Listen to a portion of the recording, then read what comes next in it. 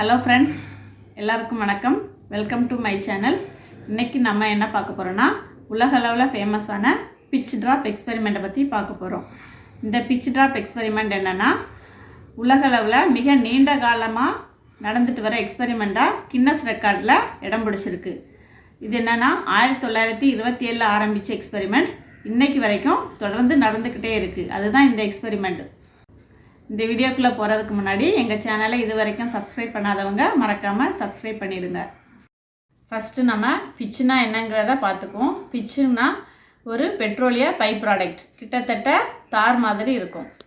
இந்த பிட்சு தான் இதுவரைக்கும் கண்டுபிடிக்கப்பட்டதில் அதிக விஸ்கஸான ஒரு திரவம். இந்த பிட்சு நார்மல் டெம்பரேச்சரில் ஒரு திடப்பொருள் மாதிரி இருக்கும், ஆனால் இது ஒரு திரவம்.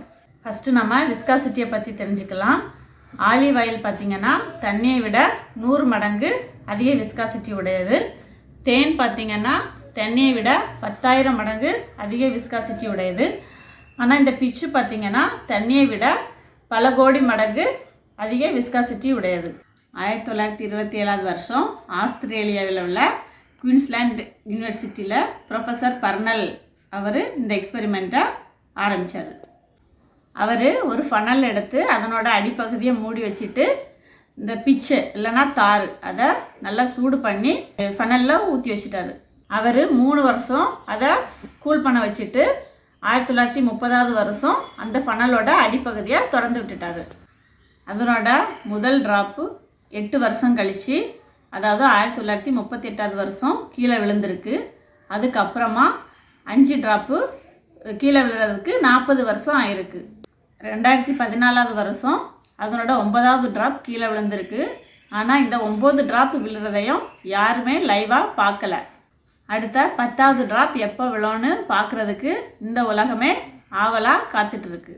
இப்போது த 10th வாட்ச் அப்படிங்கிற வெப்சைட் ஆரம்பித்து இந்த எக்ஸ்பெரிமெண்ட்டை லைவாகவே டெலிகாஸ்ட் பண்ணிகிட்டு இருக்காங்க. யாருக்காவது இந்த 10th ட்ராப்பு விழுறத பார்க்கணுன்னு ஆசை இருந்தால் லைவாக அந்த வெப்சைட்டில் போய் பார்த்துக்கலாம். ஆனால் எப்போ விழுன்னு யாருக்குமே தெரியாது.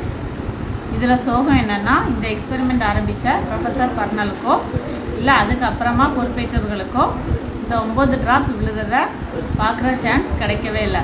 இன்றைக்கி ஒரு இன்ட்ரெஸ்டிங்கான விஷயத்தை தெரிஞ்சிருப்பீங்கன்னு நான் நம்புகிறேன். ஓகே, இந்த வீடியோ பிடிச்சிருந்ததுன்னா லைக் பண்ணுங்கள், எங்கள் சேனலை மறக்காமல் சப்ஸ்கிரைப் பண்ணுங்கள்.